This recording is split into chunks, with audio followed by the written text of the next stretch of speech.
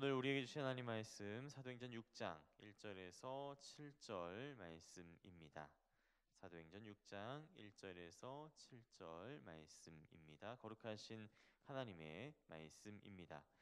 그때 제자가 더 많아졌는데 헬라파 유대인들이 자기의 과부들이 매일의 구제에 빠짐으로 히브리파 사람을 원망하니 열두 사도가 모든 제자를 불러 이르되 우리가 하나님의 말씀을 제쳐놓고 접대를 일삼는 것이 마땅하지 아니하니 형제들아 너희 가운데서 성령과 지혜가 충만하여 칭찬받는 사람 일곱을 택하라.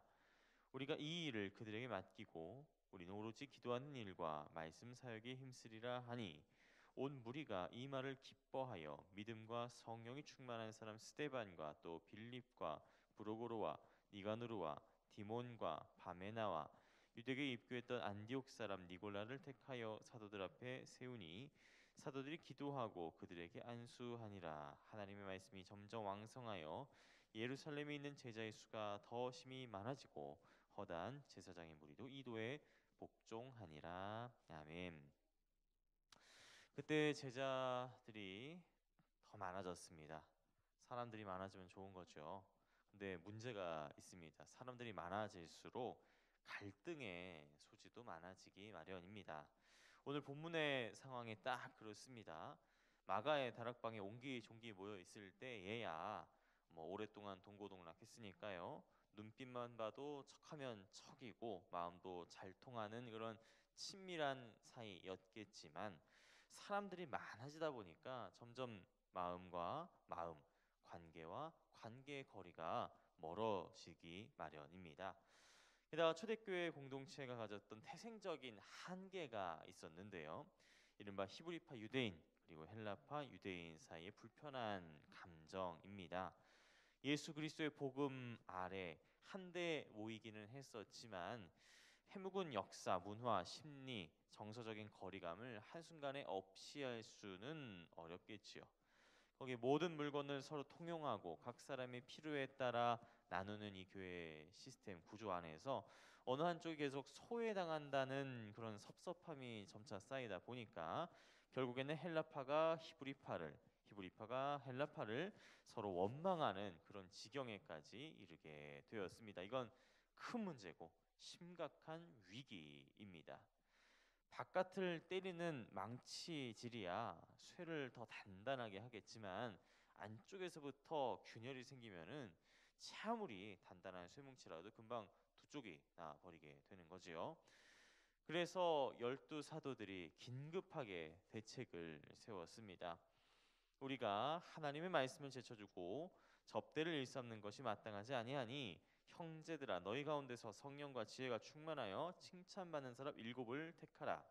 우리가 이 일을 그들에게 맡기고 우리는 오로지 기도하는 일과 말씀 사역에 힘쓰리라 하니 대책은 두 가지입니다. 먼저 성령과 지혜가 충만하여 칭찬받는 일곱 사람을 택해서 접대, 구제, 봉사, 섬김 이런 일들을 다 일임하는 겁니다. 그리고 자신들 사도들은 오로지 기도하는 일과 말씀 사역, 요즘으로 치면은 목회에 더 집중하겠다는 거지요.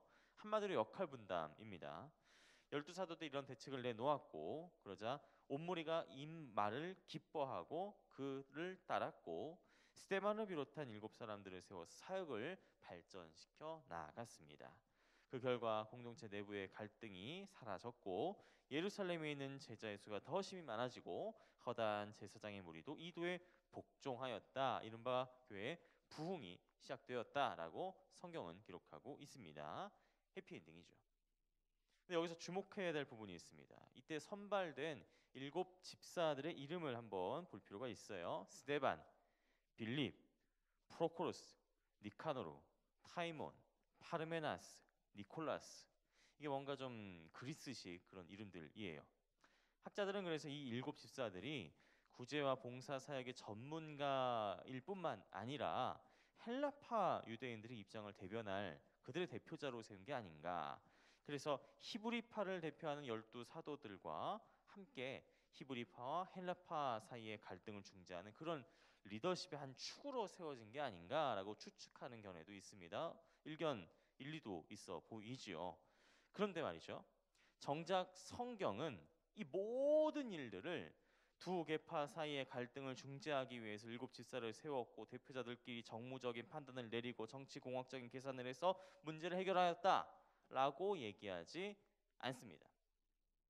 성경이 말하는 바는 분명합니다. 하나님의 말씀이 점점 왕성하여 초대교회 공동체 내부에서 발생했던 갈등과 분열의 위기를 해결한 것은 정무적인 판단도 아니고 정치공학적인 계산도 아니라는 겁니다.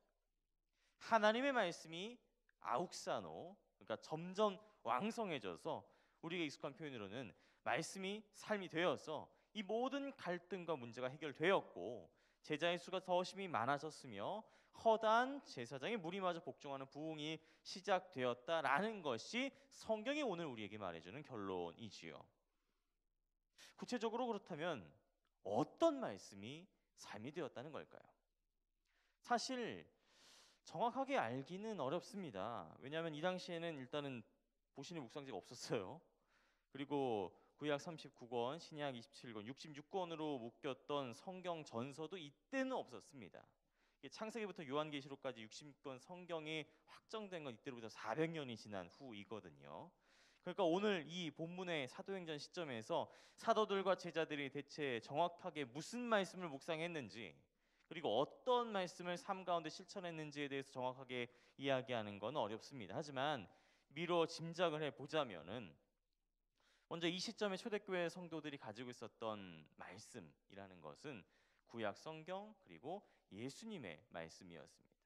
구약 성경과 예수님의 말씀 이 두 가지를 예수님께서 직접 한 구절로 요약하신 바가 있지요. 내 마음을 다하고 목숨을 다하고 뜻을 다하여 주 너의 하나님을 사랑하라. 그리고 내 이웃을 내 자신같이 사랑하라 하셨으니 이 두 계명이 온 율법과 선지자의 강령이니라. 그러니까 구약의 말씀, 예수님 말씀이 모든 것을 한마디로 요약하면은 하나님 사랑과 이웃 사랑인 것입니다. 이게 바로 66권 성경 전체의 핵심이기도 하지요. 그래서 훗날 사도 바울 역시 그 외에 다른 계명이 있을지라도 내 이웃을 내 자신과 같이 사랑하라 하신 그 말씀 가운데 다 들어 있느니라라고 단언한 바 있습니다. 아마 12 사도들 그리고 초대교회 성도들 역시 이 말씀을 염두에 두지 않았을까 싶어요. 사실요 원망과 불평의 소리를 들었더라도 그래서 뭐 어쩌라고 하면서 묵살해 버렸을 수도 있습니다. 또 자신들이 가진 권위, 영향력들을 포기하고 7 집사들과 역할을 분담한다는 것 쉬운 결정 아닙니다. 애초에 주님을 믿고 복음을 위해 인생을 바친다는 것 자체가 너무 어려운 일이지요. 그럼에도 불구하고 12 사도들, 7 집사들, 초대교회 성도들은 그렇게 했다는 것입니다. 그들은 이웃의 아픔을 외면하지 않았습니다. 상처받은 이웃들을 보듬기 위해서 자신들의 권위, 영향력들을 선뜻 포기했습니다. 개인의 명예, 영달 이런 것을 구하기보다 복음을 위해서, 공동체를 위해서 역할과 사역을 나누면서 희생하고 헌신해 나갔습니다. 이 모든 것들은 십자가에 달린 예수를 통해 우리에 대한 자기의 사랑을 확증하셨던 하나님을 사랑하는 것, 그리고 내 이웃을 내 몸과 같이 사랑하라는 말씀처럼 모든 사람을 나와 똑같은 동등한 인격으로 사랑하고 존중했기 때문에 가능한 일인 것이지요. 그렇게 하나님 사랑, 이웃 사랑, 이 말씀과 가치와 정신이 실제로 구현된 케이스가 바로 오늘 사도행전에 나오는 초대교회의 모습인 것입니다. 성도 여러분, 오늘 우리도 이와 같을 수 있을까요? 십자가의 예수를 통해서 사랑을 확증하신 하나님을 오늘 우리도 더욱 사랑했으면 좋겠습니다. 더 나아가서 이웃을 내 몸같이 사랑하고 존중하는 마음을 가졌으면 좋겠습니다. 그래서 내가 가진 것을 양보하고 희생하고 헌신해서 정말로 말만이 아니라 정말로 말씀이 우리의 삶이 되는 귀하고 복된 하루가 되시길 간절히 바랍니다. 기도하겠습니다. 초대교회 성도들의 희생, 헌신을 통해서 하나님을 사랑하고 이웃을 사랑하라는 그 말씀이 진정으로 삶으로 실현되는 것을 보았습니다. 오늘 우리도 능히 그렇게 살아갈 수 있도록 도와주옵소서. 감사합니다. 예수님의 이름으로 기도합니다. 아멘. 이 시간 함께 나눌 기도의 제목입니다. 지금 들은 말씀이 내 삶으로 이어지게 하옵소서.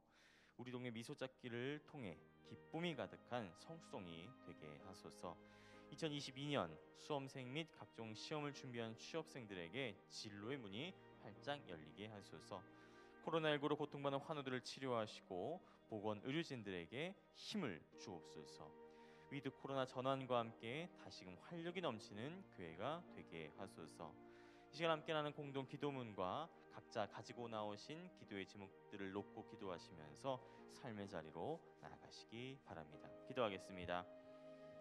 할렐루야. 사랑과 은혜가 충만하신 하나님 아버지 감사합니다. 오늘 이 아침 이 새벽에 우리를 예배의 자리로 불러주셔서 감사드립니다. 하나님, 우리가 예배하는 것은